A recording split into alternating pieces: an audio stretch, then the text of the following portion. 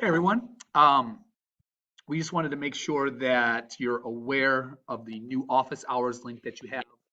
So as usual, you are going to click on your GMSN students and you're gonna see it right there, remote office hours links. Okay. Yeah, we are remote now, so that's why we see this. So as it says here, during times of full remote learning, please use the remote office hours link on your team channel instead of the AB. So let's just keep in mind, we'll go over to 6 whites.